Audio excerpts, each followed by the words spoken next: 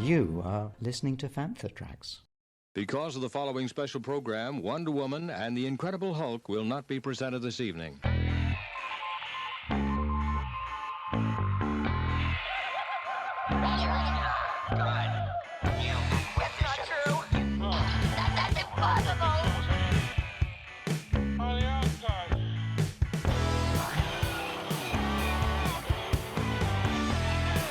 It's time to get all your Star Wars news in a single file. This is Making Tracks. Here are your hosts, Mark Newbold and Mark Mulcaster. That's not true. That's impossible. You're listening to Making Tracks. It's episode 57. I'm your co-host Mark Newbold, and joining me today is a man who, if he set up his own squadron in Star Wars Squadrons, I think they would be called Doily Squadron. Mark, how you doing? What? How rude!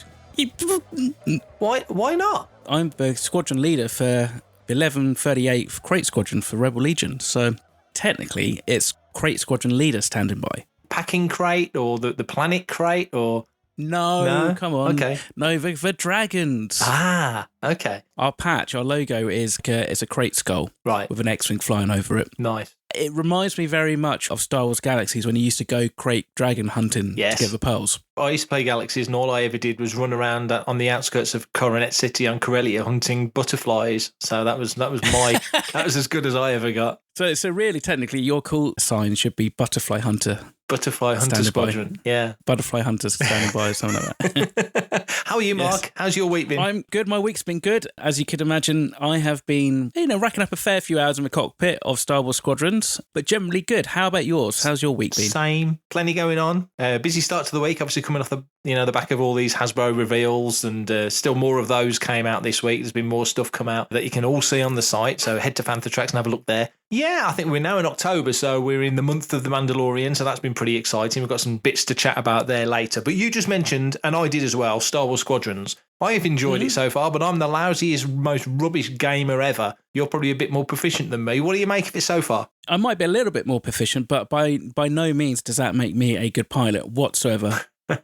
Between the two of us, I play more games, but I don't think by any stretch of imagination that means that I'm actually like a hardcore gamer. I took Friday off work for the game to come, and then got the email from Amazon saying that your Squadrons game will be delivered between now and 9 p.m. tonight. Yeah. And I'm thinking, well, it's 8:30 in the morning. Sod that. So I went out, brought it from Smith's Toys. The Amazon version's come. I've taken that one back to Smith's to get my refund.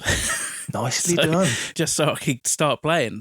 And nobody from Amazon or Smith's listens to this podcast, so they'll never know. They will never know. Yeah, so we're good. We're golden on that one. But yeah, that's a good tip for people, especially if you're going to do something stupid like book a day off just to wait for a game to be delivered.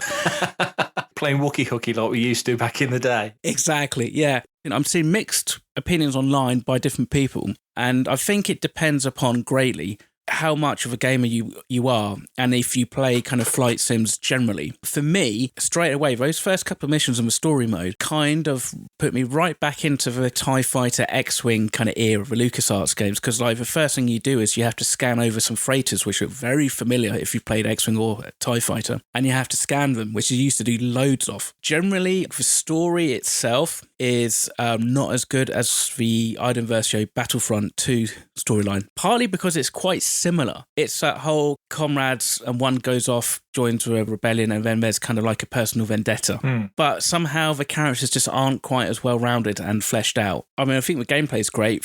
A lot of my friends are using like I think it's called like the Thrustmaster, with like a joystick, and they said it's so much better than using a compad, which I'm struggling with a little bit, just because you do a lot of playing and your thumb gets a little bit sweaty and suddenly you slip off a joystick and then that's it, you fly into a wall or you get blown up and that. But it's good fun. How much time have you spent on it? Not a huge amount. I mean, I got it on Friday as well, so I made sure I kept Friday clear, and there's always Fantha stuff to do, so I got stuck into stuff in the morning, and my game turned up mid-afternoon, I would say. So finally got it loaded up and set up by early evening and started having a a little roll around on it. And like I said, I am a rubbish gamer. There's plenty of people out there that will be far more proficient than me. So I need to go through all the training stuff to get used to that button's for the weapons and that button's for shields. That button levels it all out. And where's L3? What the heck's L3? Oh, it's you push that little lever. You know, so it's me, because I play so rarely, finding out where everything is. Yeah, so sure. I just sort of got started, watched the first sort of cutscene, which was excellent, and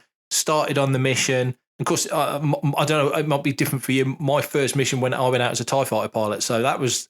Yeah, no, that's the same. Yeah, so that was fun, and I enjoyed that. And then next chance, it was an X-Wing, and you sort of get into a bit of a dogfight. I think I had to go and sort of scan some ships to see what they were carrying. They were trader ships, and then TIE fighters appear out of a canyon. You're chasing them down the canyon, and I failed that particular mission. It's one I want to go back and play because they escaped. Sorry, the rebels escaped. I was a TIE fighter pilot, and it was X-Wings coming at me. So that was great fun. I enjoyed all of that. The music's great. We'll talk about that in a minute. The room disappeared, and I was just totally in the game. My relationship with gaming is a bit like my relationship with gyms. I've been a member of many gyms, but not gone as often as I should. I've owned pretty much every major console that's come out, but play one or two games and then kind of get, not bored, because I know if I really get into these games, I'll suck up so much time, it'll affect what I'm doing on the site, or it'll affect what I'm doing with other stuff. Yeah, so I know what you mean. You know what I mean? So I have to find that's why I used to play Angry Birds like crazy, and I suddenly thought, I'm just spending all my life playing Angry Birds because I love it so much. So I had to just delete Angry Birds because I wasn't getting anything done.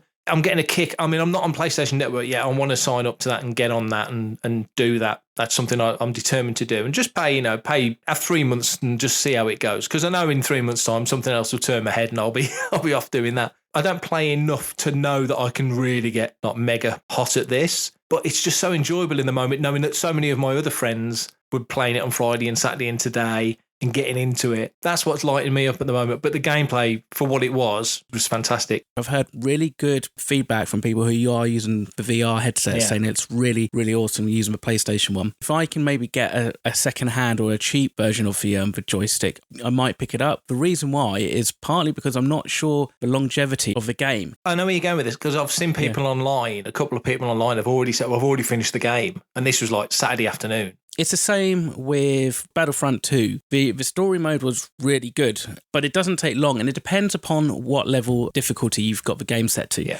I've got the game set to pilot, but you can have story mode, which is easier. It should just mean that you should be able to get through pretty much all the levels relatively, without too much hassle. Rather than dedicated tutorials, at least the first 4 or 5 missions are very much focused around, teaching you skills. So level 3, you learn to drift and stuff, which I still haven't quite fully mastered, or at least I've never really actually used it other than in that level. But then obviously at the moment, you've only got 2 real modes of multiplayer. So you've got the dogfighting, which is really fun. Yeah. And then you've got the kind of a tactical battle sim, which is a little bit longer. And actually what they have done, which is quite good, is that you can play against a computer on that as well, either solo or as a multiplayer. So I had a random matchup or something where I just said I'm available, and I just joined a group of 4 other guys, and we just flew that this morning. Yeah. And that was fun. It feels quite like a nostalgia trip.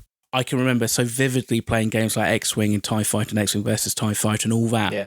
It feels very familiar, which is good. But then there's a lot of talking to people, and the briefings are quite long. Then you're meant to go and just talk to almost like everybody in the squadron, which then takes ages. I think after about the second or third mission, I was just like, I can get a bit bored of this. It's not done in a very engaging way.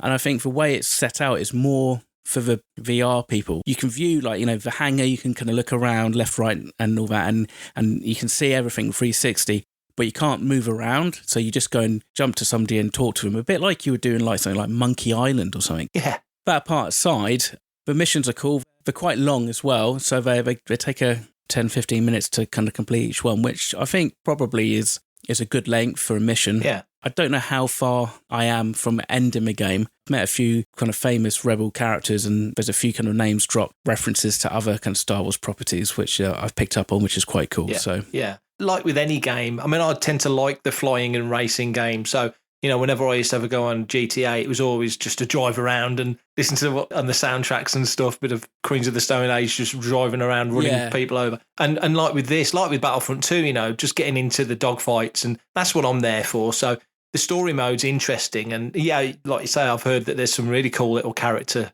stuff. Wedge Antilles in there, and Vanessa Marshall's, back playing Hera. Kian Farlander gets mentioned somewhere, and I don't think I've ever completed a game in my life. So, Really? that's not why I play. Yeah, I just want to be in there. Like I say, with this, if the dogfights are good, if that part of the game is fun, I'll just keep bashing away at that until I get halfway decent at it. Because at the moment, I'm seeing TIE Striker in the distance, and I'm aiming for it. He's got his little phalanx of TIE fighters with him, and all of a sudden, they're flown past me, and I'm turning around, and by the time I've turned around, they're shooting at me. I'm at that level of getting it all together. But I was just starting to get my head around it and get to grips with it a little bit. There is a knack to this game, isn't there? It's stuff like, if you learn how to drift, that's really quite handy for that kind of situation. But also, if you're going full throttle, then you tend to have slightly more maneuverability as well, which is quite handy. Yeah. Some of the maps are quite fun because they're so crowded with just like detritus and crap. You sometimes find yourself concentrating more, not flying into an asteroid or like a bit of rusty kind of Star Destroyer, when you do actually taking on other players. So the whole reward system is purely based on gameplay. So there's no loot boxes. There's no, if you spend like £10 billion, you can get 500 upgrades and stuff like that. It's all done in the game. That kind of helps to level out a little bit. It takes away the whole microtransaction kind of aspect, which I think is so good. Popular, was it? No, not really. Not with Battlefront 2. And I mean, I know other games literally just are built around them, stuff like Fortnite and what have you. But for this, I think it makes sense. I mean, it was nice actually. The price point of the game itself was something reasonable, because I think I paid about 60 quid or something for Jedi Fallen Order with a deluxe pack. And this is, but then it was only 35 quid or something. So it's, in the grand scheme of things, it's not a very expensive game compared to some of the others I've had to pay for. And I think even the Battlefront games had some really hefty prices on the deluxe and the limited edition versions and stuff. If this keeps me ticking over until, like, say, Christmas or something, then I think I'll get my money's worth. It needs maybe another kind of mode or something, or PvP. I think it will get a little bit lacking after a while. But they did that with Battlefront 2. That all helps to kind of keep the game fresh and vibrant and keep the players coming back. As we move forward and as Star Wars continues to evolve through different media, in the games, in the books, in the comics, and on television, you can imagine that this is the sort of scenario where they could add, if a new vehicle came. We had the U-Wing in 2016 with Rogue One, and it feels like it's been there forever in the fleet. So if another vehicle came in, you can see them sort of expanding it and go, now you can fly the P-Wing or whatever the heck it is. The B-Wing. Yeah, that's coming. There's no B-Wings. Yeah, there's no B-Wings, that's right, yeah. Obviously upgrades to vehicles. You can see where they're going with that when you start sort of looking through. You're not at this level yet. You can't have missiles yet. You can't have this yet. But there's all sorts of different engines and different things you can do. So it can get quite granular if you want to, which I know a lot of people like. And also you mentioned earlier about the detail, like looking around in VR and stuff. You mentioned Monkey Island. I was thinking of Full Throttle, which was great fun back in the day, because you spend half your time walking around these rooms trying to find little clues hidden in things, which was always good fun. Pretty good start. I think generally people are enjoying it. I don't sometimes know what people really want from these games. If it was a game that's going to take, 100 hours to complete, that would turn a lot of people off. But then a certain demographic will be like, this is amazing. I can spend the next 2 months working on this game. I think there's probably an element of a bit for everybody, but so far I'd say it's been generally well received. Hi, this is Amy Ratcliffe, and you're listening to Fantha Tracks. One other element of the game is the soundtrack by Gordy Haab, who did music for Star Wars: The Old Republic. That's out there as well. What did you think of the music? Did it grab you? Yeah, I loved the music. There's a nice mixture of all the eras of Star Wars, I've noticed. I thought it worked. It's kind of like classic Star Wars combat music, really. So it's going to be something I'm going to download and have a listen to. Like we just said, I'm not a gamer particularly. I dabble at best. But gaming music, I find, is really cool to listen to when you're writing. So I tend to listen to a lot of old sort of Rogue Squadron, Dark Forces, all that sort of stuff, old games, Republic Commando. There's all sorts of soundtracks out there. So this is in that playlist. So this will be getting played quite a bit when I eventually download it and add it to that. But yeah, from what I've heard so far, it sounds great. It was recorded with a full orchestra as well. So it's originally recorded. It's a properly, inverted commas, properly recorded soundtrack. They've just released digitally the soundtrack to Fallen Order. Be nice if they did a physical release for it as well, because I think people do like to actually have it in their hands. I know when they did the 50 quid box of Old Republic way back with the Darth Malgus statue and all the other bits and bobs. Yes, got the soundtrack with that. There was exactly, there was the soundtrack in there. So yeah, fingers crossed they get there at some point and we can have it in our grubby mitts. Hi, this is John Morton from The Empire Strikes Back. I'm Dak Rotha, or Bespin Boba, and you're listening to Fantha Tracks. Disney Plus in Germany on their Instagram account essentially confirmed that Rosario Dawson and Timothy Olyphant are indeed in season 2 of The Mandalorian. Now, this is an official Disney account. It does very clearly say that they are in there for season 2. What do you think about that? We're only 4 weeks away now from season 2 of Mando kicking off on Disney Plus. Do you want to know these things now, or does it feel like we're so close that we don't really need to know now? Let's just wait and see what happens. I wonder if somebody's accidentally posted something they weren't supposed to. Yeah, not like that's not happened before, eh? IMDb and Tamara Morrison, for instance. My German's not particularly very good. In fact, it's non-existent, but I don't think they've actually mentioned any character names. No. So having confirmation that these actors are in it is one thing, but we still don't know who they're playing. True. So hopefully this adds extra weight to Rosario Dawson playing Ahsoka. With the news that Fan for Tracks posted last week that Tamara Morrison's meant to be playing Boba Fett, where does that place Timothy Olyphant? Because there's rumours that he was going to be playing Boba Fett. Does that mean that we have 2 people playing Boba Fett? That could be interesting. Or is there a bit of misdirection going on unintentionally? Maybe the left arm's not necessarily talking to the right arm correctly. About these sort of official sites posting things that they probably shouldn't. I mean, you think back to last summer, Disney Plus UK and a few of the other sites had got Matt Smith listed as being in The Rise of Skywalker. It's no secret that there was big changes on Rise of Skywalker right till the very end. I mean, even Daisy said when she was filming it, she wasn't 100% sure where they were going with it. I think that's just the nature of that particular story. I don't think that's necessarily a criticism. I think they had trouble reconciling everything that they had to bring together to make that story put a bow on it. It was just one of those awkward stories to tie off with The Mandalorian, bringing in Chimera, which we seem to think they are. That's one thing. And Timothy Olyphant is another. And Rosario Dawson is another. And Sasha Banks is another. But we don't know who any of them are playing. Like you say, Dawson has pretty much come out and all but confirmed that she's playing Ahsoka. She's gone on record as saying things to Hollywood Reporter and places like that. But you just know that Lucasfilm are going to want to really make big hay with that when the moment's right, like a week before. They're going to go, and it's confirmed Rosario Dawson is playing it, or whatever it might be, you know. Them being in the show doesn't confirm what roles they're playing whatsoever. Tell you what's interesting, at least looking at IMDb, Sasha Banks is credited anyway for 8 episodes. So that would suggest that she's in at least each episode. Still got my money on Barra Sofri, but... This is as good a shout as any. I mean, we'd heard different things about her involvement in the show, that she didn't film for a huge amount of time, so maybe... I guess it's a bit like when they filmed Spider-Man Homecoming and they had Robert Downey Jr. and there was some clause in his contract that as long as his combined screen time was under, I don't know what it was, like 11 and a half minutes, they could pay him X amount. But then if his screen time was above that, he would get his full whack of what he would get for starring in another Iron Man film sort of thing. So they kept his screen time down. But if you watch that film, he's in the film all the way through the film because they judiciously used the footage they'd shot. And it's a bit like when Carl Newman filmed Barely Lethal and he had Samuel L. Jackson on set for 3 days. Get it all done. And he's in that film all the way through. You wouldn't know that he shot all his stuff in 3 days because he's in the film all the way through. It's very, very, very clever and smart filmmaking and great work by the actor. And in every measure, it was a smart bit of business because it worked for everybody. But who knows with Sasha Banks how they've done it. All this talk and rumour, and I know some people don't like it. And if you listen to this and you don't like it, apologies. We've got other stuff coming up in a minute.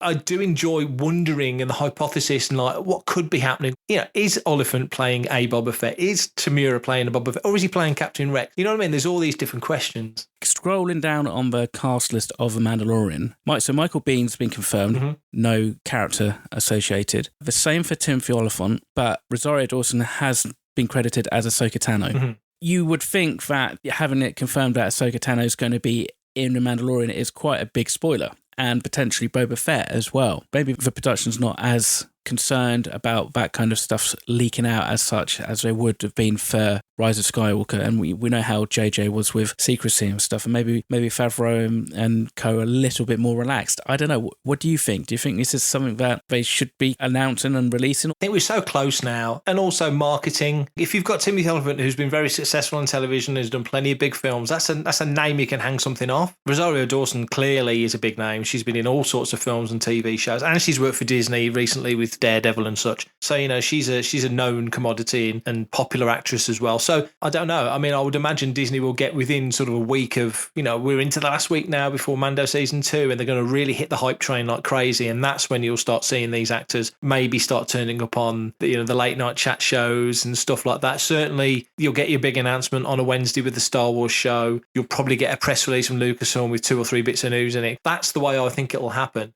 I'm pretty sure, I mean, there's been too many different groups of people talking about this, you know, and also not just fellow sites and Instagram and Twitter feeds, but people like Hollywood Reporter, Variety, Deadline, people like that have sort of mentioned it too often, and they've got their ears to the ground in a totally different way than we do. We probably hear stuff that we really can't talk about because you just can't, but by the same token, these sites can. So it's a different sort of relationship with the product. And there's too many of them have said things that they believe are happening, and they will look foolish if they didn't.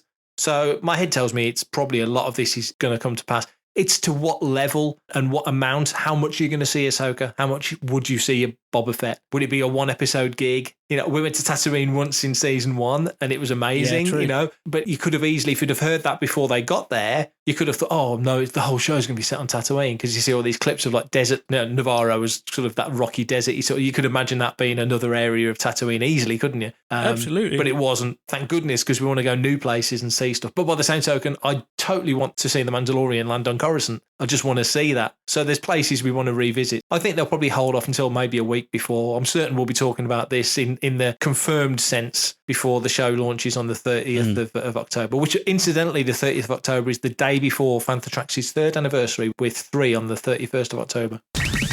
You're listening to Fantha Tracks. Flip through the galaxy of literature with Cannon Fodder hosts Brian Cameron, Matt Booker, Mark Newbold, and Mark Mulcaster.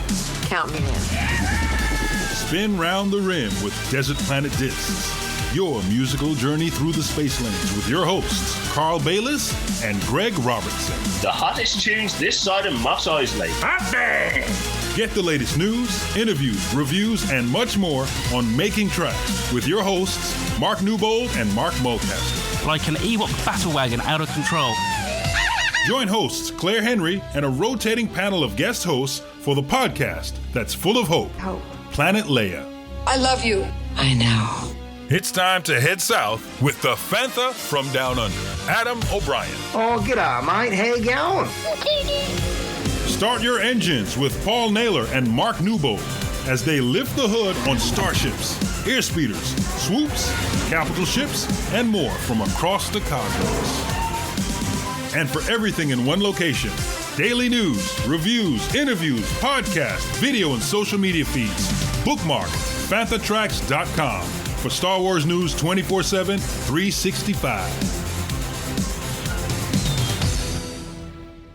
So it was announced this week that D23 will be taking place in 2022 at the Anaheim Convention Center. But oddly, it's happening 3 weeks, just 3 weeks after Star Wars Celebration takes place at the same center in Anaheim. Now, what do you think about this, Mark? Does that seem like a logical thing to do? Two questions, really. One, why would you put those two shows so close together when there's clearly a massive overlap of interest and of fans? It means people coming from outside of the States are pretty much torpedoed. That's a lot to try and do within a month to do 2 trips to the States. But also, D23 includes in the title, Disney's 100 years old in 2023. And obviously Star Wars Celebration in 2023 would have kind of made more sense because that's when the films come back to cinema in December of 23. What do you think about all of that? It doesn't quite stack up right to me. The risk is, do they hold off announcements, for Celebration, or do they put them in D23? Yep. At the end of the day, there needs to be a Star Wars presence at D23. I would have thought, once you say there is an overlap, it's a Disney, all the properties, isn't it? So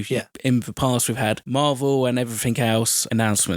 Maybe it's just down to unfortunate scheduling of what convention centres are available at that time, at that location. They announced Celebration first, so my thinking would probably be big announcements would probably happen at Celebration, and then there might just be a follow-up in a couple of weeks' time for those who basically aren't necessarily following Star Wars per se, but get in and see the big presentations at D23. It would be really bizarre to hold back any big announcements for D23.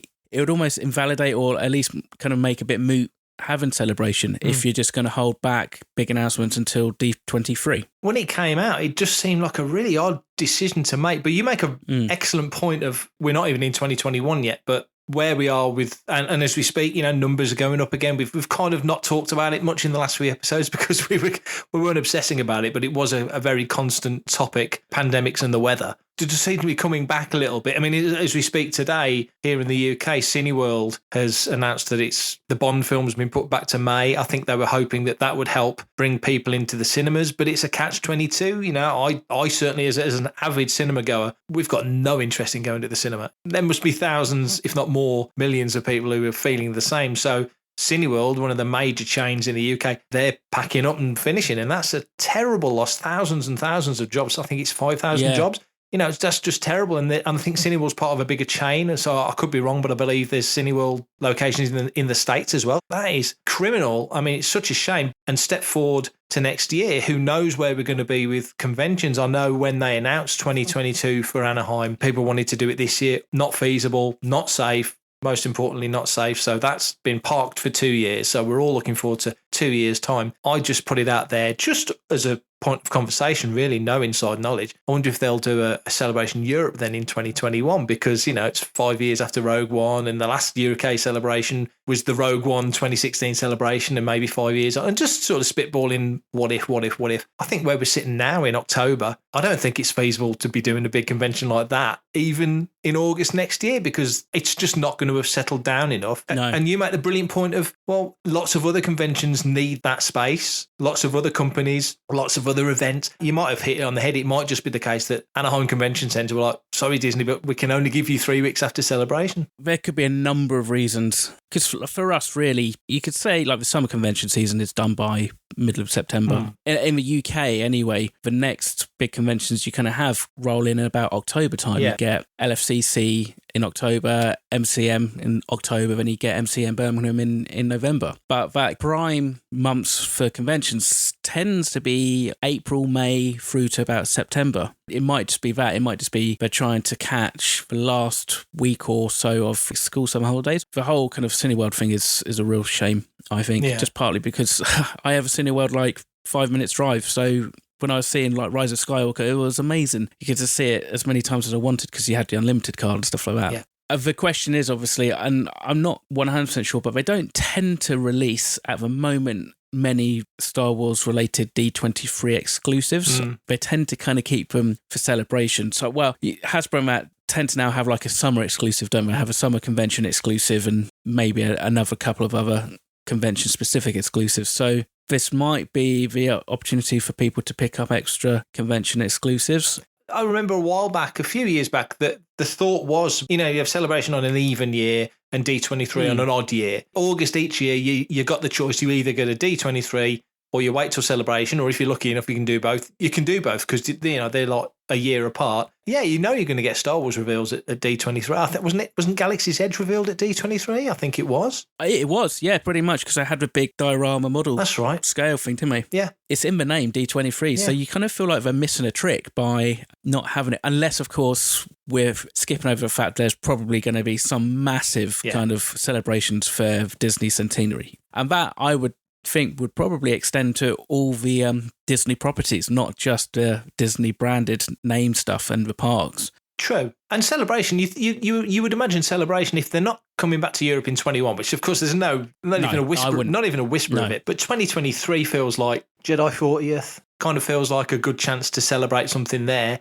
So maybe that's when we get it back in the UK in 23, or they do what they did in 2007. They do, start of the year in the States and back end of the year in the UK, or whatever they want to do. There's certainly the scope to do it. It wouldn't surprise me if in a couple of years' time we're talking about D23 taking place in 2023, like you just said, for its big 100th anniversary, and there being a celebration in 23 as well. So I suppose Celebration is a Reed event. D23 is a Disney event. Exactly. They are kind of separate. And it probably is very much down to availability of the location. which is a really boring excuse. It really is, isn't it? Yeah. I don't know. I really think, and I kind of believe that, unfortunately, there's probably a big chance that we're just going to end up having to live with this on some level for foreseeable. Yeah. People will just get to that point where it's like, we can't hold off film releases any longer. We can't do this. We're just going to have to put it out, and it could change the whole paradigm of like so many businesses, like conventions especially, because like the megacons, San Diego, how would that be impacted if we have to live with COVID, yet they say we've got to put this on? There's people and there's vendors who are like, we need these conventions, we need you to put them on. And there's also the other side, the fan base, who are like, we want to go. We were all caught off guard, and like the hospitals and that didn't know how to treat it, but they've kind of got a much better handle on it. So if you notice how the cases have gone up, but the death toll isn't particularly that high, it's still kind of kept pretty low. Yeah. So it might just be one of those things where it's like, unless you are like particular kind of, you need to shield because you've got certain health implications, for the rest of the population, it might just be, you're going to have to get used to it. Like you got used to having a flu once a year and a, nasty cold. Yeah. Which is kind of like, yeah, it's not ideal. And hopefully by D23 or 2023, they'll have a vaccine out and readily available, which should hopefully then allow for us to carry on, almost get back to normal. When we sat down to plan out this episode, we were sort of scratching our heads a little bit about, okay, outside of Squadrons, what is there to talk about? And you want to talk about stuff that's positive. And the Cineworld news is distinctly not positive. And we've probably got people who listen to the show that work for Cineworld, or certainly people who are card holders like yourself, So Yeah, it does affect people. We're Odeon, but our nearest Odeon's 20 minutes up the road in Tamworth. And Odeon could be next. Fingers crossed they're not. But there's like you say, there's other big chains that must be going through exactly the same situation that Cineworld's gone through, and what a decision to have to make. But just coming briefly back to D23, Star Wars Celebration, 3 weeks apart. We'll be at one of them. I'm certain we'll get to one of them. Fingers crossed, even if we have to swim. Odd decision, but there's got to be a solid reason behind it. This is Steve Bloom, voice of Zebralios, and you're listening to Fantha Tracks. Caravast. May the force be with you. Sad news, Smith's Toys in the UK were bringing to the UK in November the Arcade1Up Star Wars Trilogy arcade game as a sit-down cabinet, but sadly it's been cancelled. They've handed out £25 gift vouchers by way of apology. No real reason why it's been cancelled, and it just struck me as odd that this happens the week that we get the most high-tech new game that's out at the moment, Star Wars Squadrons, arrives, and now we're not going to get this old classic arcade. Was it something you were looking at, Mark? I know I certainly was. Yeah, not the sit-down one, because it just takes up too much space, but the upright I was quite interested in. Is that still available, isn't it? It's just the sit-down one which has been cancelled, am I correct? Yeah, I believe so. I mean, that was the way it read to me. It looks like they've pulled the sit-down cab, which would obviously take up a lot more floor space in collection rooms or spare rooms or wherever. I've not heard any negative or anything about the upright not being released.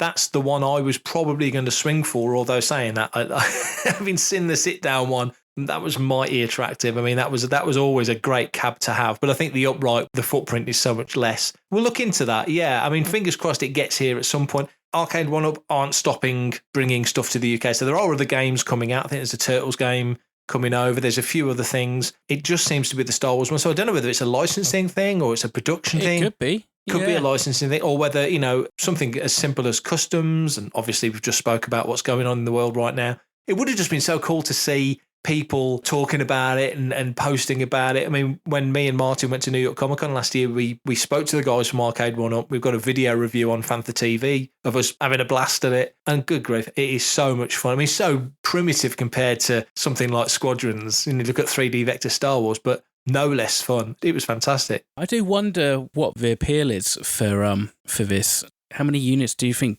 Smiths were expecting to sell? Because it's a fairly narrow market, you would think. It's focusing on a certain age demographic of people, but also it's people who've got enough space in their houses to kind of fit one in. Yeah. You can't imagine it being pitched to kids who want to play apps, want to get Squadrons for 30 quid on PS4 or Xbox or whatever it might be, and to the level that they're at. It is a nostalgia, or a very much a nostalgic purchase. So I think it is much more pitched at sort of 40 and up. that's the age that you're going for. For me, it's totally in my wheelhouse. I was like 11 or 12 when that sort of started coming over here. I wasn't a big arcade kid and I wasn't a big gamer. As usual, the attraction was Star Wars, you know?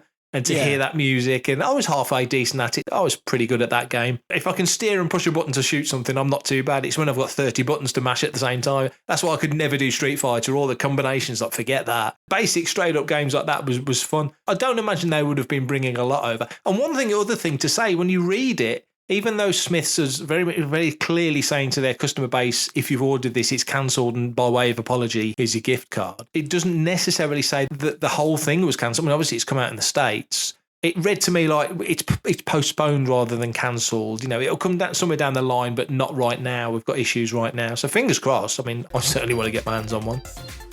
That is all we've got time for episode 57 of Making Tracks. If you want to reach out to us and ask us a question or send us your thoughts and opinions, Mark can tell you how you can do it. Yes, and to double down on that, we are looking for more listeners' questions. So if you've got anything you want us to talk about, if you'd like to listen to us rabbit on about nothing for 45 minutes, this is the place to listen. So send in your questions, please do. If you want to be part of the action, stay updated on all the latest Star Wars news, visit fanthatracks.com or check out the Fanthatracks app through the App Store to follow us on your mobile device. Highly recommended, but then I would say that, wouldn't I? You can reach out to us and send in your listeners' questions by emailing radio@fanthatracks.com. So get those questions in. We'll talk about pretty much anything, if it's family friendly.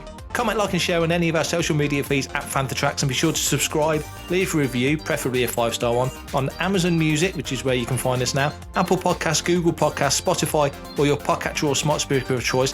And as always, thanks to James Semple for composing the Fanthatracks intro, Adam O'Brien for our Making Tracks opening music, and Mark Daniel and Vanessa Marshall from Star Wars Squadrons, returning as Hera Syndulla, for our voiceovers. Mark, we've got another episode in the bag. We're going to do this again next week? I think so, and in the meantime, I'm going to play Squadrons. So for anybody who wants to join my squadron on PlayStation Network, you can come and find me. I'm J_Sunrunner. Mark, I don't think you've got a PSN user account yet, have you? I haven't. I'm actually going to tap you up to help me set one up, actually, once we've finished recording, if you don't mind. Let's do it. And then so by next week, I will have a screen name and all that malarkey, and we can start talking about that Panther Squadron I'll keep threatening. Cool. But until then, everybody, you take care, and we'll see you at the next episode. Coming up next on Fanthatracks Radio, it's another episode of Making Tracks.